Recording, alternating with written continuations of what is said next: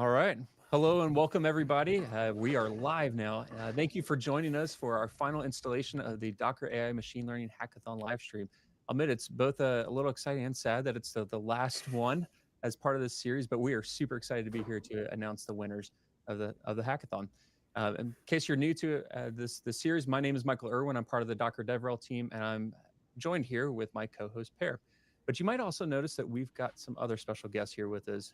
So I'll introduce the others here, and we'll be hearing from them as we go throughout this. We've got Scott Johnson, our CEO of Docker. We've got Amy Bass, who's one of our group product managers. And then we've got Jake Laverne, who's our VP of product growth. And again, we welcome each of them here with us as well. And these are our judges who reviewed and scored all the projects. They spent a lot of time looking at every submission, and they've got some great things to say. So we'll hear from them. But first off, I want to say thank you for taking the time for helping us out here as well. As we go throughout, again, we'll hear some of their thoughts. They'll be announcing some of the incredible projects as well. And with that, I'm going to pass it off to Per. Thank you so much, Michael. And I think before we go into looking at the different projects, I just want to again thank everyone for being part of this hackathon. We had more than 2,000 people joining this. To be exact, it was 2,324 people from 115 different countries. So it's been amazing to see just the amount of people and also from where they're coming in the world. And I think the top registers were from India, US, Canada, UK, Nigeria, and Pakistan, and also Germany and France from Europe. So it was a wide range of participants, and we just were so happy to see, and also overwhelmed with the amount of submissions we got from this hackathon. So I think it's been amazing to see and be part of. And also not just the attendees, but also the partners who've been part of this has been great. We are so thankful for the support for DataStax, Neo4j, Navan, OctoML, and Lifecycle as our partners in this. But also our Docker Hub team and our Docker Extensions team who participated in these webinars during the hackathon to give our attendees some inspiration and technical insights of what they could build. So we've definitely seen also in the results, without really revealing too much, we've really seen a lot of these presentations go into the hackathon attendees' work. So it's been great to see that so many has watched the sessions and been inspired to build stuff on top of the things they've seen. And so also about the prizes, the top 3 winners will be awarded $25,000 in cash prizes in total. So the first place gets $10,000, second place $7,000, and the third place $3,000. And then we have all the honorable mentions who will get like nice Docker swag. And with that, I'll pass it on to Scott, who will talk about why we are so excited about AI. Thank you, Per, and thank you, community, for participating, for joining us here today as we wrap up. We here at Docker are so excited about the potential for AI/ML for developers. We see it as a mech suit to give developers superpowers to accomplish things that before were impossible or completely unimaginable.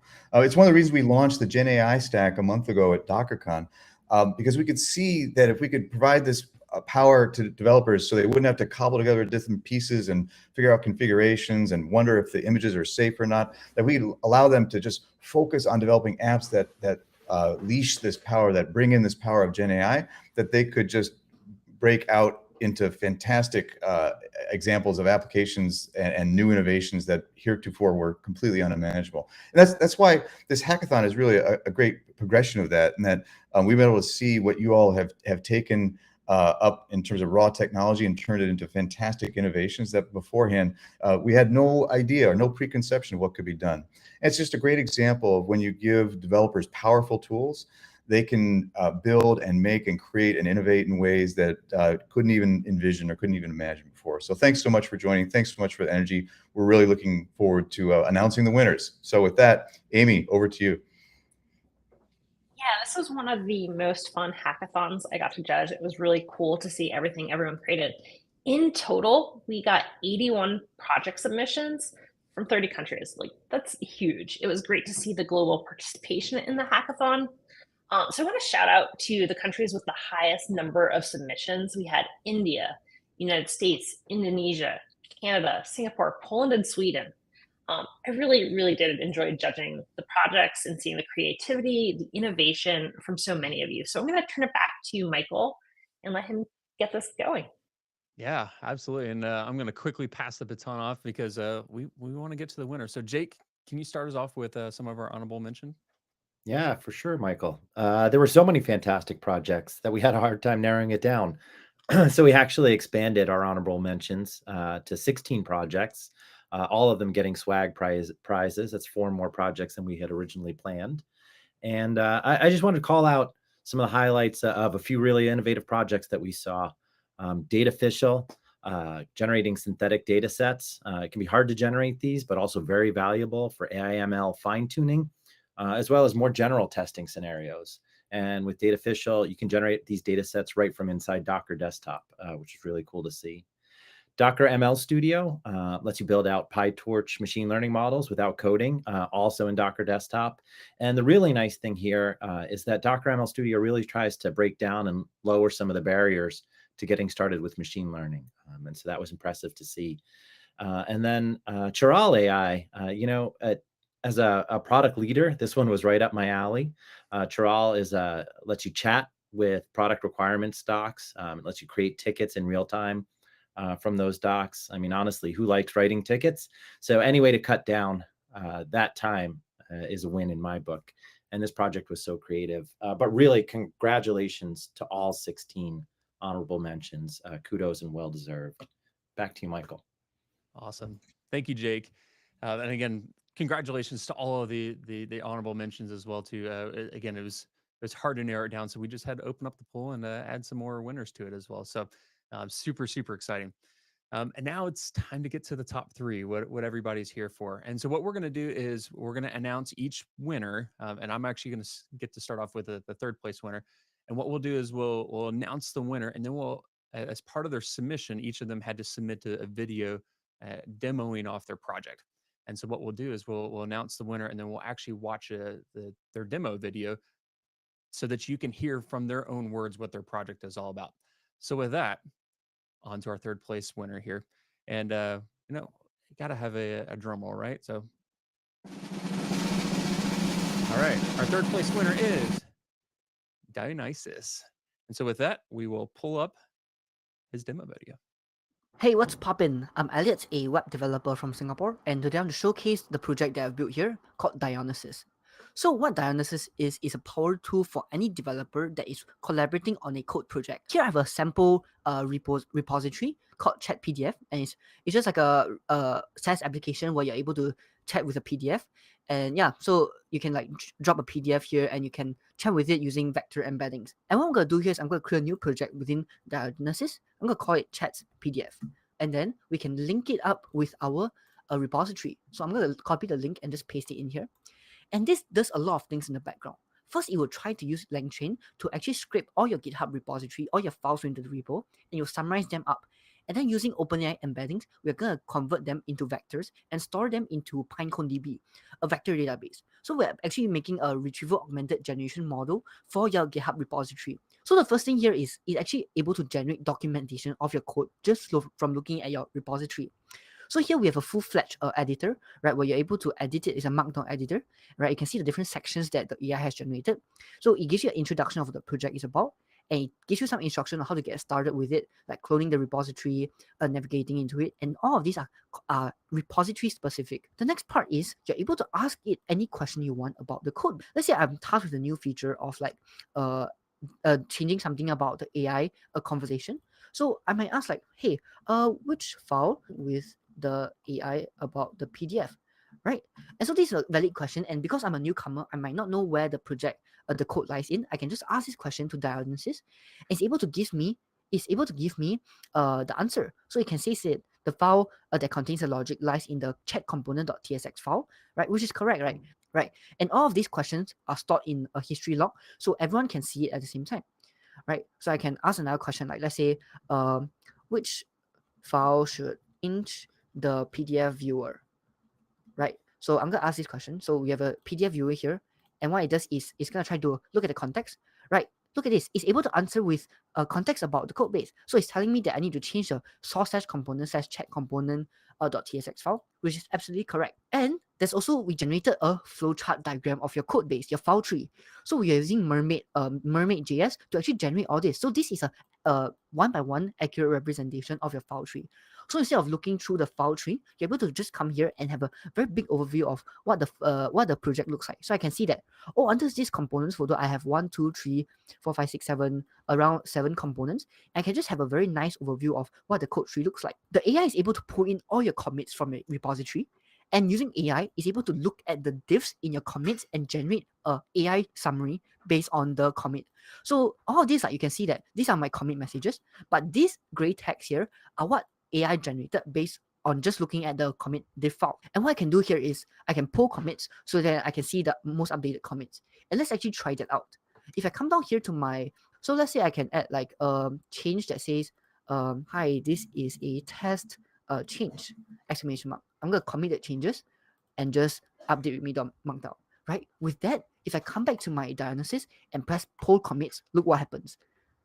If you give it a few seconds to summarize the commit, and you can see that it's able to detect that I added a commit, update readme.markdown just a few seconds ago, and is able to use AI to generate a message saying that added a test change, right? So these are all very powerful tools. Imagine all the time freed up using AI to help your developers understand the code base even more.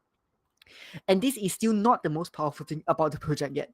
If you come down to the meeting section, right? So imagine you're having a meeting about the code base, right?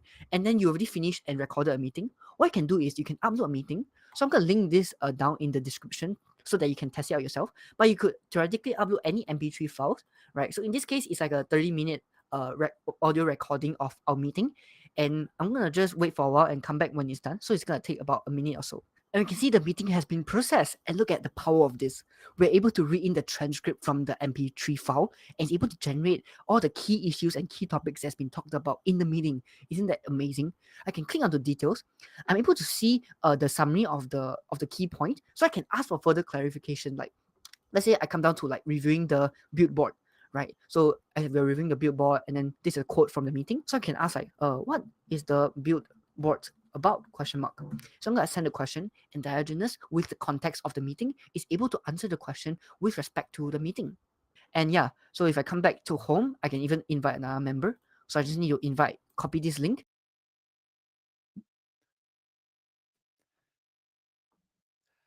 And there we go. So again, congratulations, Elliot, and your on your project with Dionysus, and we're super excited. A couple of top comments that came out of this as well.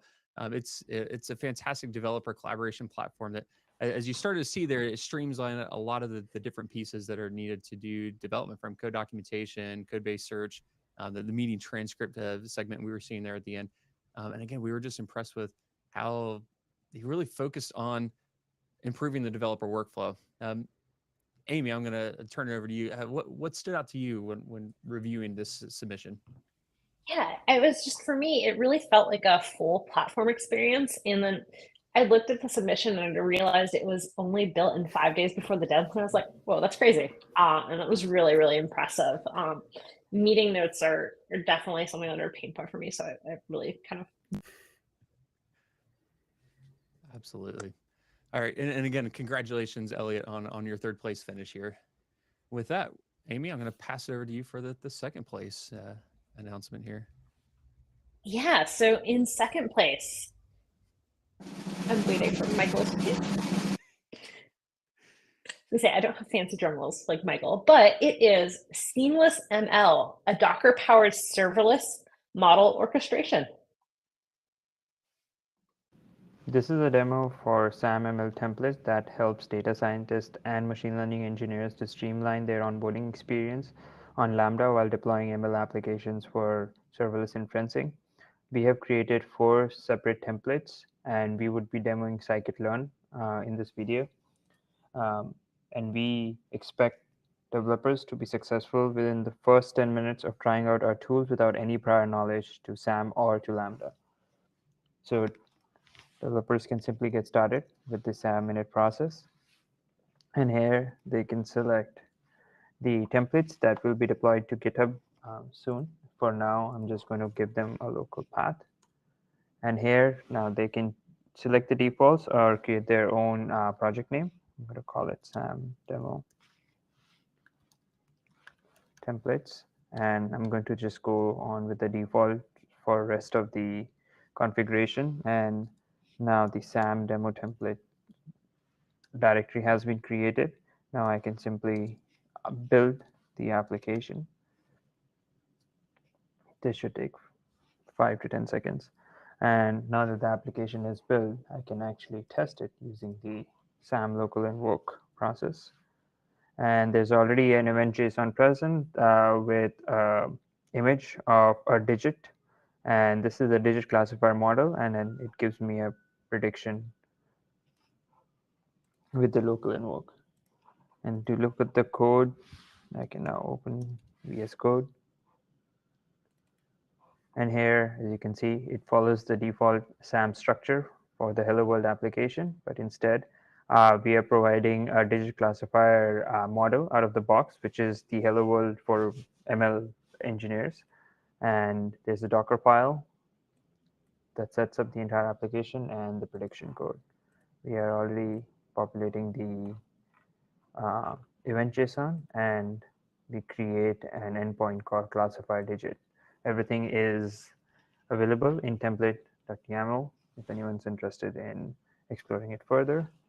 Now moving on, I can actually test this locally as well using the Start API, and now it's running on port 3000. So I'm going to open my Postman, bring it in here, and using the classifier digit as the endpoint and setting up content type as image.jpg, I can now send an image of a digit 8, and it can give me the prediction for that. There we go. Moving along, now that I have tested my application locally, I can deploy on Lambda using the SAM guided experience. So opening the terminal here again. And I'm just going to authenticate my ECR profile. And I'm going to just go through the SAM deploy guided experience here. And I can give it a custom name if I need. SAM app is fine. US East is good. I've already created an ECR repository, so I'm just going to use that. I'm going to select the default change set and configurations here. And now it's registering my application. It's uploading my image onto ECR, creating a Lambda function, creating an API gateway endpoint, connecting that API gateway endpoint to my Lambda function, and creating the IAM policies for me. And will be exposing an endpoint that I can start using for my production grade applications.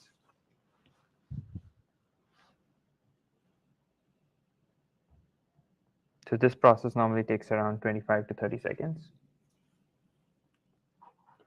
There we go. Now that the application has been deployed, I have an endpoint here that I can use. So I'm going to go back to my Postman. And I'm going to specify that endpoint. I already have the image specified here and the headers. And there we go. Now I can make inferences in production. And my inference time is around 158 to 300 milliseconds. And you can repeat the same process for other applications if you like. Simply choose the framework that you want. So if I want to go ahead and create a PyTorch application, I can repeat the same process. And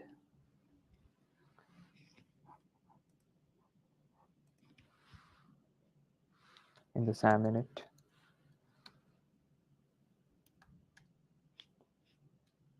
And now I can just get started with a PyTorch application or a TensorFlow application with the out-of-the-box model available for me to test and deploy.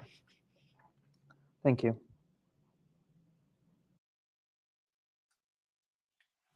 All right, so Congratulations. Super excited for this one. As a product manager, bottlenecks are my worst nightmare for anybody on my team. So seeing seamless ML address the AI model deployment bottlenecks, sigh of relief for me. It provides a simplified, scalable, and cost-effective solution for teams.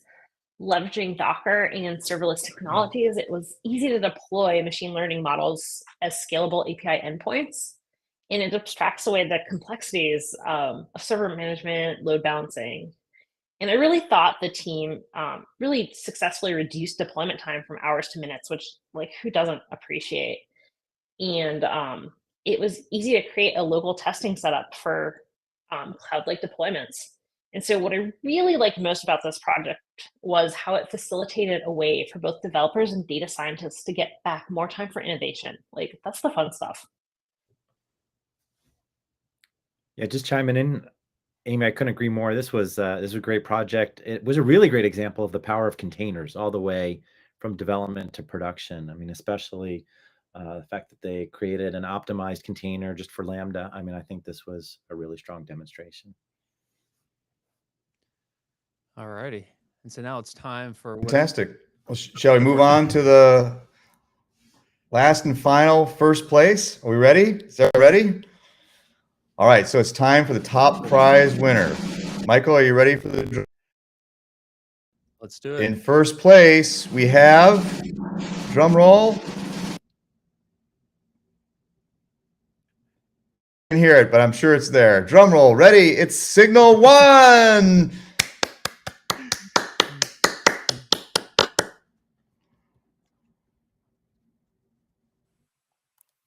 Hello, and welcome to the Signal One Docker desktop extension demo. As you can see, I'm working on the containerized application, and I have 3 containers which are down with the error code, and there is also one more running, which is performing very CPU expensive operations, and is prone to resource saturation. So let's start debugging with Signal One extension. I will go here. I have a Signal One extension already installed. The guide on how to install the Signal One extension is in the official GitHub repo. As you can see, I have few insights here. Let's have a look at the warning one with Docker CPU resource excessive usage. The first insight says it already points us to the calculate.product endpoint because there are some long-running queries on this endpoint.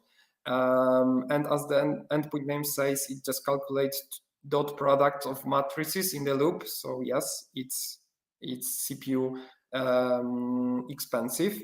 And we already have some insights on how to proceed with the further troubleshooting or how to deal with that. We could use load balancing with more containers, more replicas of this container.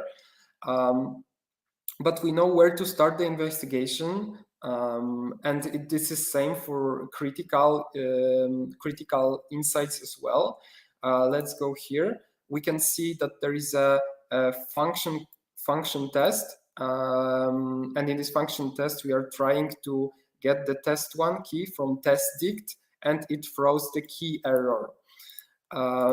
So again, user know where to start the investigation while troubleshooting containers, but during the creation of this extension, we realized that sometimes it's not enough. So we are in a process of implementation of a new feature called further chat, and it allows user to ask follow-up questions about the issues, and user will get answer based on logs of the container and container definition.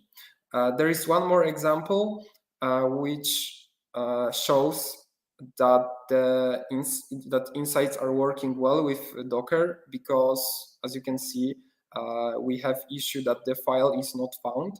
So the first insight says that we should check whether the file exists on the container file system, and there is also information that we should use the copy a command in the Docker file to copy files from host's file system to container file system.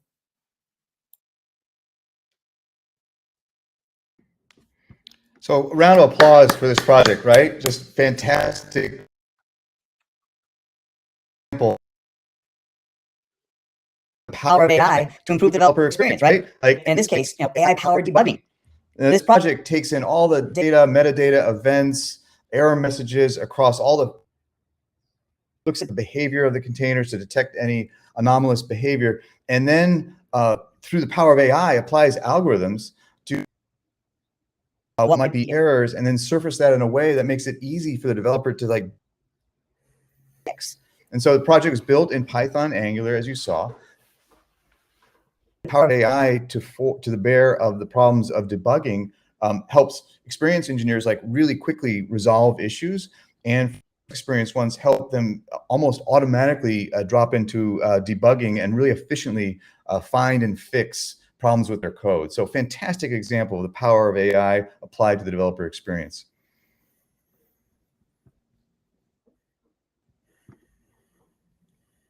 Amy, did you want to comment on this project as well? I do. So one of the things I really liked about this is it was right in Docker desktop. And I really liked how it leveraged different programming forums and troubleshooting guides as a source of data. I think it's a really powerful way to get some really good insights. And so with that, I think I will turn it back over to Per. Thank you, Amy. So, yep, and these were our 3 winners, and I think it just shows the scope of where you can apply AI. It's been such mind-blowing for us to see how many places you can apply AI, and these were our top 3s, but there are so many more very inspiring projects in the gallery on the DevPost site. So I highly recommend you go to docker.devpost.com and just check out the other projects. There is such a big scale of projects in there, not just for developer tools, but also in healthcare and many other areas as well where AI has been applied. So go check that out. And I think if you're interested in AI on Docker, then we have an AI early access program, which we highly recommend that you sign up for. Stay in the loop there about our different projects within AI and Docker. And also Gen AI Stack, which we announced at DockerCon, where this hackathon started. It's an open source project run by us and our many partners in this space as well. So if you want to get involved in a open source project around AI, then go to Docker and participate there, check out the code and see how it works. And then I think finally, thank you so much to DevPost for helping us organize this hackathon. They've been a tremendous help on facilitating and handling all these like thousands of people and the many submissions. It's not a small feat, so thank you so much for that. And again, thank you to all the judges and also especially Scott and Amy and Jake who are here in the call today. So thank you so much for helping out finding the winners. And finally, congratulations to all the winners, and thank you to everyone who participated in this. We were so happy to see the interest here. So again, thank you everyone.